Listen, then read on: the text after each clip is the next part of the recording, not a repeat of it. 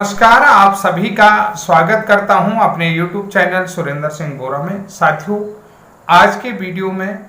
मैं बात करूंगा उत्तराखंड प्राथमिक शिक्षक भर्ती को लेकर कि जो आने वाली 2100 पदों पर प्राथमिक शिक्षक भर्ती है उसको लेकर के हमारे तमाम जिलों में संचालित होने वाले डाइट प्रशिक्षण संस्थान में जो प्रशिक्षणरत प्रशिक्षु अध्यापक हैं तो उनके विषय में बात करूंगा, जिनका अपना प्रशिक्षण पाठ्यक्रम मात्र 2 महीने बाद पूरा हो जाएगा, यानी कि दिसंबर में उनका प्रशिक्षण कंप्लीट हो जाएगा। और वो साथी चाहते हैं कि हम भी जो आने वाली जो प्राथमिक शिक्षक भर्ती है उसमें आवेदन कर सकें, यानी कि जिन्होंने टीईटी उत्तीर्ण कर रखा है तो वो चाहते हैं कि उन्हें भी इसमें जो है भर्ती में सम्मिलित होने का मौका दिया जाए। तो तमाम साथियों की जिनकी भी मेरे से बात हुई तो कह रहे कि सर हमें कहीं पर भी कोई इस तरीके का क्लू नहीं दिख रहा है जिससे कि हम अपने पक्ष को मजबूती से रख सकें और सरकार से भी अनुरोध कर सकते हैं और हम लोगों को भी शामिल करने का मौका मिला जाए। तो वो अब यहाँ पर चिंतित क्यों हैं? देखिए, सबसे बड़ी चीज़ है कि मेरे द्वारा बताया गया कि भाई मैंने कहा थोड़ा सा जो है अभी जो नियमावली पास हुई है तो वो कैबिनेट से प्रस्ताव पास हुआ, उसके बाद अनुभाग में जाएगा तो थोड़ा समय तो लग ही जाता है लगभग। लेकिन हमारे कुछ साथियों का कहना है सरकार और शिक्षा मंत्रालय की तरफ से थोड़ी जल्दी दिखाई जा रही है कि ये जो भर्ती है ये अक्टूबर में ही आ जाए और यहाँ पर भर्ती को लेकर के कवायद भी बहुत तेज हो रखे हैं। तो इसलिए जो है कि ये भर्ती जो है कि सरकार और शिक्षा मंत्रालय बहुत जल्दी कंप्लीट करवाने के प्रयास में हैं और प्रयासरत भी हैं। तो अब ऐसे में उन साथियों का कहना है कि क्या उनको भर्ती में मौका मिलेगा? भाई जब उनका प्रशिक्षण दिसंबर में पूरा होगा, अगर भर्ती अक्टूबर नवंबर में आती है तो उन्हें मौका नहीं मिल सकता है, ये चीज़ मैं आपको बता रहा हूँ। लेकिन देखिए, सबसे बड़ी चीज़ है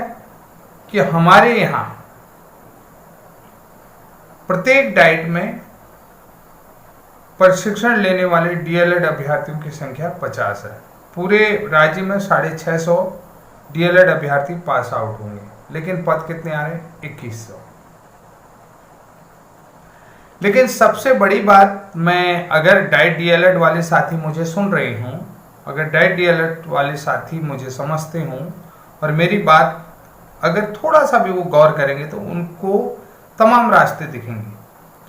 साथियों, जैसा कि मैं सभी जो प्रशिक्षु शिक्षक साथी हैं तो उन साथियों से कहना चाहता हूं, जैसा कि आप सभी लोगों को मालूम है कि अगर आप उत्तराखंड के किसी भी डाइट संस्थान से डीएलएड प्रशिक्षण लेते हैं तो आपको सबसे पहले उस राज्य का निवासी होना अनिवार्य होता है, ये क्राइटेरिया है, ठीक है। आपको उसी राज्य का स्थायी निवासी होना चाहिए और अन्य राज्यों के स्थायी निवासियों को यहाँ पर प्रशिक्षण का मौका नहीं दिया जाता है। तो अब जो है कि हमारे यहाँ नियमावली में एक चीज और है। क्या है नियमावली में? ये चीज है, अगर अन्य राज्य के जो प्रशिक्षण लेने वाले अभ्यर्थी हैं उत्तराखंड में तो उनके माता पिता स्थायी रूप से यहीं रह रहे हों, यानी कि स्थायी रूप से वो जो है कि परमानेंट, जैसे पैरामिलिट्री फोर्सेज में है या पुलिस में है, यहाँ पर किसी न किसी डिपार्टमेंट में जो परमानेंट, जिनका जो है ट्रांसफ़र नहीं होता, वो परमानेंट वो यहीं पर जो है कि इस तरीके से नियमावली में है कि यानी कि वो अर्ध सैनिक बल हैं परमानेंट, जैसे इंडिया तिब्बत बॉर्डर पुलिस में बहुत सारे लोग हैं, एसएसबी में हैं, एनएचपीसी में हैं। तो इस तरीके से और भी अन्य जो डिपार्टमेंट हैं जिनमें वो जो है कि परमानेंटली यहाँ जॉब करते हैं, तो उन लोगों को। और दूसरा जो है कि नियमावली में जैसे हम अन्य राज्य से डीएलएड प्रशिक्षित अभ्यर्थी हैं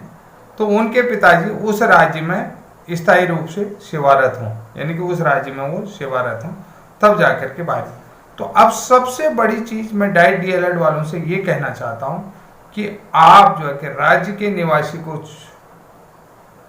के निवासियों में जो बाहर से प्रशिक्षण करके आ रहे हैं, जो उत्तराखंड राज्य के निवासी हैं और बाहर के राज्यों में, जैसे बाहरी राज्य से डीएलएड अभ्यर्थी प्रशिक्षण ले रहे हैं, तो उसको जो इंक्लूड कर दिया है यहाँ पर, उस पर सबसे पहले आपको रोक लगानी होगी। बाहरी राज्यों से जो डीएलएड प्रशिक्षण ले रहे हैं और जो लोग वहाँ जा भी नहीं रहे हैं, पैसे के दम पर वो वहाँ से करके आ रहे हैं, और ना ही उनके माता पिता वहाँ पर जो है कि अर्धसैनिक बल या पैरामिलिट्री या अन्य जो है कि वहाँ के राज्य के स्थायी कर्मचारी हों, तो ऐसा वहाँ पर नहीं देखने को मिल रहा है। तो साथियों, ये चीज़ें जो बाहरी राज्य के डीएलएड हैं, उन बाहरी राज्य से डीएलएड प्रशिक्षण प्राप्त अभ्यर्थियों पर किसी न किसी प्रकार से रोक लगानी पड़ेगी, जैसे पहले लगी थी। जैसा कि सीधी सी बात बताऊं, उत्तर प्रदेश का है। उत्तर प्रदेश की जो प्राथमिक शिक्षक सेवा नियमावली है, उत्तर प्रदेश में डीएलएड राज्य का ही निवासी करेगा और राज्य से बाहरी किसी भी व्यक्ति को राज्य में जो है कि नौकरी नहीं मिलती है। राज्य से बाहर किसी भी व्यक्ति ने जो है कि डीएलएड प्रशिक्षण लिया हो और उसे राज्य में डीएलएड की वो जो है नियुक्ति नहीं मिलेगी। तो ये एक कार्य कर सकते हैं, ये कार्य हो सकता है, क्योंकि ये पहले भी नियमावली में से, इसीलिए जो है कि समय समय पर जो है कि बीएड वालों को लिया जाता था। क्योंकि अगर मैं आपको बताऊं, 2014 में जब ये बात कही गई थी, केंद्र सरकार से सिफारिश किया है कि राज्य में पर्याप्त संख्या में डीएलएड प्रशिक्षित अभ्यर्थी नहीं है और राज्य में प्रशिक्षण के लिए पर्याप्त मात्रा में डीएलएड प्रशिक्षण संस्थान न होने के कारण से हमारे यहाँ अध्यापकों की भारी कमी है, इसलिए जो है कि हमें बीएड अभ्यर्थियों को चयन में लेने का अवसर दिया जाए, उन्हें चयनित करने का अवसर दिया जाए, तब जाकर के इस तरीके की बातें बनी थी। आप सभी लोगों को मालूम है।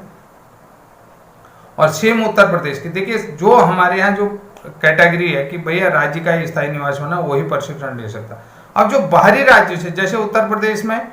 प्रदेश से डीएलएड प्रशिक्षित अभ्यर्थी को ही प्राथमिक शिक्षक बनने का मौका दिया जाता, अन्य राज्यों से प्रशिक्षित अभ्यर्थियों को मौका नहीं दिया जाता। इसमें एक चीज ये भी बता देता हूँ कि जो हमारी सेवा नियमावली, प्राथमिक शिक्षक सेवा नियमावली है,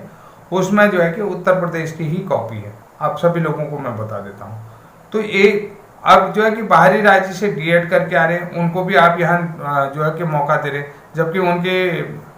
माता पिता उस चीज़ को हम जो है कि जांच नहीं कर रहे हैं कि उसने यहाँ ही से पढ़ रहा है, राज्य में ही पढ़ रहा है, राज्य से एजुकेशन, उसके एजुकेशन बाहरी राज्य से है ही नहीं, लेकिन वो जो है कि ना ही उसके माता पिता जो है कि अदर राज्य में किसी राज्य कर्मचारी हैं, वहाँ के राज्य के स्थायी कर्मचारी, यानी कि 60 साल तक वहाँ पर अर्धसैनिक बल हो, पैरामिलिट्री हो, सिविल सेवाएं हैं, उन पर हों, तो तब भी वो जो है कि प्रशिक्षण वहाँ से अन्य राज्य से ले सकता है, वो अलग बात है। लेकिन ये तो सिर्फ प्रशिक्षण लेने के लिए जा रहे हैं, किराए पर रह करके वो कर रहे हैं। तो ऐसे में इन चीज़ों पर रोक लगाना जो है कि ये कार्य जो है कि डीएलएड अभ्यर्थियों का हो सकता है, जो डाइट डीएलएड से कर रहे हैं। कि जो लोग कह रहे हैं कि हमारे पास क्लियर नहीं है, तो अगर आप इस बिंदु पर फोकस करेंगे तो जो 650 अभ्यर्थी हैं, उसके बाद जो नया जो है कि यहाँ पर जो है कि फिर शॉर्टेज होगी, नंबर ऑफ कैंडिडेट की शॉर्टेज होगी, नंबर ऑफ कैंडिडेट की शॉर्टेज होगी, तो जो प्रशिक्षणरत अभ्यर्थी हैं उनको जो है कि उनको तुरंत जो है कि तात्कालिक रूप से उनको मौका दिया जाएगा। तो सबसे बड़ा काम यही चीज़ करना है कि जो डाइट डीएलएड के लिए प्रशिक्षण का क्राइटेरिया बनाया है राज्य का स्थायी निवास होना, तो अदर राज्य में रोक लगाना। ये जो है कि हाई कोर्ट से अदर राज्य के लोग जीते हैं, लेकिन अगर ये सुप्रीम कोर्ट में जाएंगे उत्तर प्रदेश की सेवा नियमावली की तरीके से हवाला दे करके, तो ये काम आप लोगों का बन सकता है, अदर राज्य में रोक लगाई जा सकती है। ये काम बेहतर ढंग से किया जा सकता है। इसके लिए जो है कि आप लोगों को सक्रिय होना पड़ेगा और सक्रिय रूप से ये सारे कार्य आप लोग कर सकते हैं। क्योंकि जैसे कि आप लोगों ने देखा होगा ना, अभी 2020 की भर्ती के बाद जो है कि अन्य राज्य के डीएलएड प्रशिक्षित जितने भी अभ्यर्थी थे वो सभी लोग लग गए हैं कि यहाँ पर किसी ने भी जो है कि सतर्कता नहीं दिखाई और उन्होंने कहा कि हमें तो डीएलएड प्रशिक्षित चाहिए, बाहरी रह। अब देखिए उत्तर प्रदेश के लोगों को भी लेने लगे हैं, तो जबकि उत्तर प्रदेश वाले जो है कि उत्तराखंड वालों को नहीं ले रहे हैं, ये भी आप लोगों को देखना पड़ेगा। ये एक बड़ा सटीक लॉजिक बता रहा हूँ और इस नियम पर अगर आप काम करेंगे कि बाहरी राज्यों से प्रशिक्षित डीएलएड अभ्यर्थियों को चयन का मौका न दिया जाए, यहाँ पर चयन का मौका न दिया जाए, क्योंकि राज्य की सेवा नियमावली ऐसी है कि राज्य से डीएलएड करने के लिए और राज्य की जो शिक्षक सेवा नियमावली है कि अगर अन्य राज्य में जो है कि ये लोग डीएलएड करके आते हैं तो वो उत्तराखंड राज्य का स्थायी निवासी है, तो उनके माता पिता वहाँ पर जो है कि वहाँ के राज्य सरकार के कर्मचारी होने चाहिए। अगर वो राज्य सरकार के जो है कि वहाँ के राज्य सरकार के कर्मचारी हैं तो वो डीएलएड कर सकते हैं और अपने राज्य में जो है वो यहाँ नौकरी पा सकते हैं, जबकि उनके माँ बाप जो है कि वहाँ के राज्य सरकार के कर्मचारी भी नहीं है। हम देखिए किसी का हक की मारने की बात भी नहीं कर रहे, लेकिन ये तो खाली प्रशिक्षण लेने के लिए जा रहे हैं, उसी टाइम के लिए प्रशिक्षण लेकर के आ जा रहे, पेपर देने जा रहे, परीक्षा देने, इस तरीके की चीज़ें चल रही हैं, तो उस पर जो है कि रोक लगानी पड़ेगी। अब दूसरी बात, एक चीज़ ये भी कर सकते हैं कि जैसे आप लोगों को बता देता हूँ, बहुत सारे लोग जो है यहाँ स्कूलों में बीएड करने के बाद यहाँ के स्कूलों में पढ़ा रहे हैं और अन्य राज्यों से वो डीएलएड कर रहे हैं। तो आप ये भी चीज़ें ले सकते हैं कि देखिए विद्यालय में उसको विद्यालय वेतन दे रहा है, विद्यालय में उसके रोज़ की हाजिरी लग रही है और वहाँ अन्य राज्यों से वो डीएलएड का रेगुलर अभ्यर्थी भी दिखा रखा है। तो आप ऐसे में जो है कि सूचना अधिकार के माध्यम से या उसकी डिटेल भी रख सकते हैं। चयन प्रक्रिया के दौरान ये चीज़ें आप कोर्ट के माध्यम से उसको चैलेंज कर सकते हैं, ये भी चीज़ें आगे हो सकते हैं। तो इन सारी चीज़ों को आप लोगों को देखना पड़ेगा कि क्या क्या चीज़ें हो रही हैं, जो जिससे कि एक तरीके से आपके पास एविडेंस भी आ जाएगा और आने वाले समय में ये इन चीज़ों को रोका भी जा सकता है, कि ताकि जो राज्य से पढ़ा हुआ व्यक्ति है पहली प्राथमिकता उसको रहे और उसको आसानी से नौकरी मिल जाए, ताकि आने वाला जो है कि कंपटीशन टफ ना हो, कि आने वाला कंपटीशन इतना टफ ना हो। तो ये महत्वपूर्ण है कि अगर आप पैसों के दम पर बाहरी राज्यों से इस तरीके से डिग्री खरीद फरोख्त का काम चल रहा है तो ये गलत है, क्योंकि आप वहाँ जा नहीं रहे, यहाँ विद्यालय में पढ़ा रहे, तो ये गलत है। एक तरीके से पेपर देने जा रहे, देखो उसको आप झुटला तो नहीं सकते हैं, क्योंकि वहाँ उसकी हाजिरी भी लग रही है और पेपर में उपस्थित भी है, सब कुछ हो रहा है, तो उसको तो उसका प्रमाण पत्र सब चीज़ें रजिस्ट्रेशन वो सब ओके है विद्यालय में, लेकिन वो जा ही नहीं रहा, बस पेपर देने वो जा रहा है, तो आप उसको फर्जी तो करार नहीं सकते। तो ऐसी स्थिति में आप क्या करेंगे, ये भी चीज़ें बहुत चीज़ें देखने की चीज़ें हैं। तो इन सभी चीज़ों को बारी बारी से समझें। अगर आप लोगों को लग रहा है कोई व्यक्ति आप लोगों के साथ नौकरी कर रहा है और बाहर जो है कि जा करके जो है कि डीएलएड की डिग्री ले रहा है, तो आपके पास स्कूल का रिकॉर्ड रख सकते हैं कि ये व्यक्ति यहाँ नौकरी कर रहा है और वहाँ से डीएलएड रख रहा है, रेगुलर डीएलएड है, तो उसको जो है कि चयन प्रक्रिया के दौरान आप लोग चैलेंज कर सकते हैं। तो आज के लिए इतना है, तब तक के लिए धन्यवाद। सभी डीएलएड साथी जो है इस चीज़ को ध्यानपूर्वक देखें, जितने भी हमारे डाइट संस्थानों से हैं उत्तराखंड के। तो आज के लिए धन्यवाद, बाय बाय।